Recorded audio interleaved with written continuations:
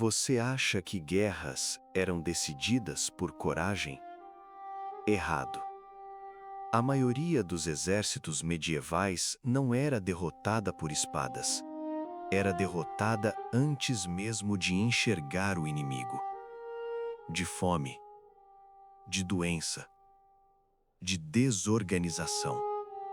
A guerra não começava quando duas linhas de soldados se encontravam. Ela começava meses antes, em celeiros, armazéns e estradas enlameadas. E quem controlava isso, controlava o poder. Filmes mostram cavaleiros galopando sob bandeiras, mas nenhum cavaleiro luta com o estômago vazio. Um soldado precisava de quase 1 quilo de alimento por dia. Parece pouco. Agora multiplique por 5.000 homens. Some água? Some sal para conservar carne? Some lenha para cozinhar? Some ferraduras para os cavalos? Some cordas, couro, remendos, óleo para armas, grãos para os animais. Um exército não era um grupo de guerreiros, era uma cidade ambulante. E cidades consomem. Na longa Guerra dos 100 Anos, que durou mais de um século, campanhas inteiras fracassaram não por derrota direta, mas porque simplesmente não havia comida suficiente para sustentar tropas em território hostil. Exércitos ingleses frequentemente dependiam de saques para sobreviver em solo francês. Quando a terra já havia sido devastada, não restava nada para colher. A fome era estratégica. Se você destruísse colheitas antes da chegada do inimigo, podia vencer sem lutar. Chamava-se terra arrasada. A logística era tão importante que muitos reinos tinham oficiais dedicados exclusivamente a ela. Havia intendentes, marechais responsáveis por provisões, administradores de estoque. Eles calculavam rotas, estimavam consumo, organizavam comboios. E sim, existiam homens enviados antes do exército, exploradores. Eles avaliavam o terreno, verificavam rios, pontes, vilas.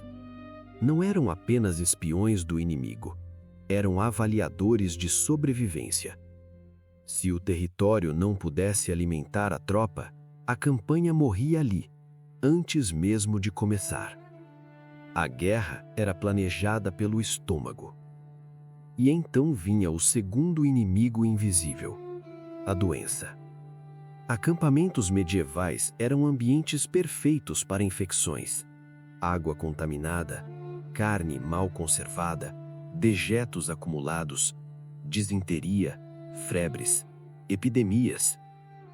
Durante as cruzadas, exércitos europeus frequentemente perdiam milhares de homens antes de qualquer confronto direto. O calor, a água imprópria e a falta de higiene devastavam tropas inteiras. A espada não era o maior risco, o acampamento era. Mais tarde, séculos depois, até mesmo a poderosa armada de Filipe II da Espanha enfrentaria a fragilidade logística. A chamada Armada Espanhola não foi destruída apenas por batalha naval. Tempestades, rotas mal calculadas e dificuldade de abastecimento transformaram uma operação gigantesca em desastre.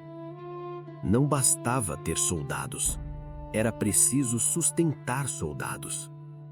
E havia ainda o peso dos animais. Um cavalo podia consumir até 10 quilos de forragem por dia. Um exército com 1.000 cavalos precisava de toneladas apenas para mantê-los vivos. Cavalos eram o motor da guerra. Transporte, carga, cavalaria.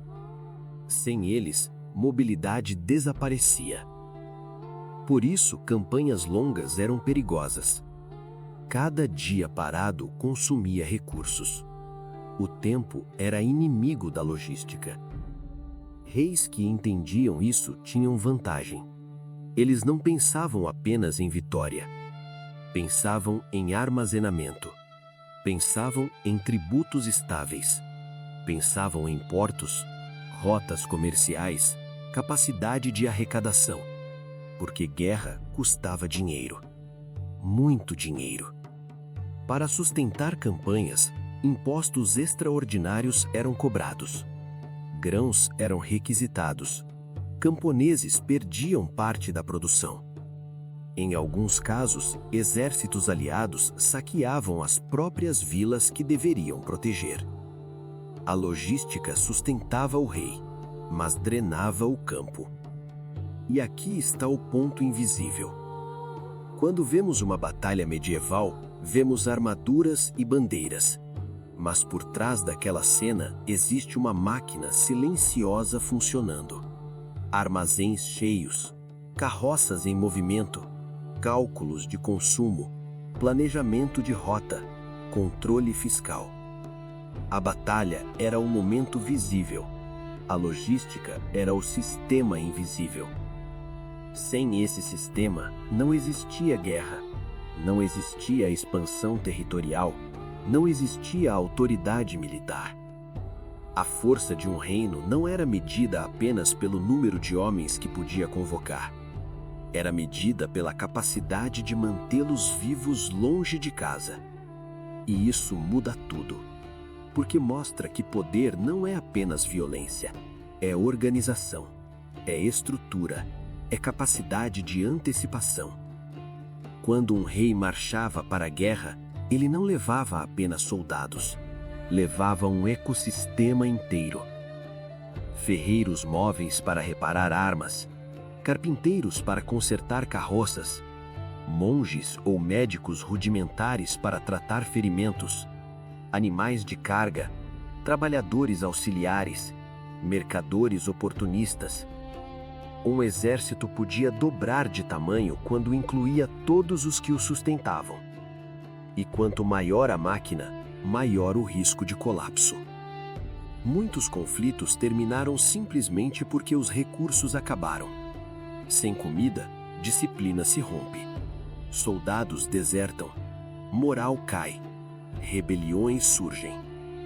A fome não apenas enfraquece o corpo, ela corrói a autoridade. E aqui está a parte mais brutal. Quem pagava por isso quase nunca estava no campo de batalha. Camponeses pagavam com impostos.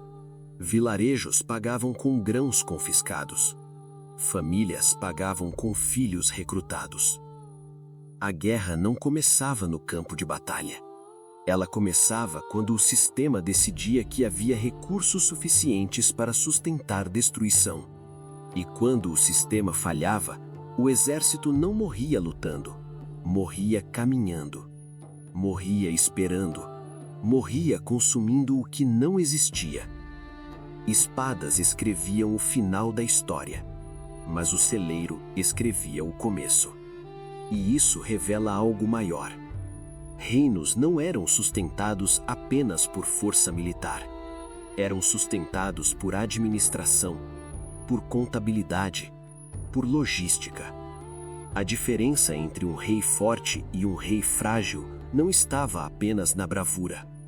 Estava na organização. Porque quando o poder depende de exércitos, ele depende antes de tudo de suprimentos. Você não está olhando apenas para guerras medievais. Está olhando para a estrutura invisível que sustentava o poder.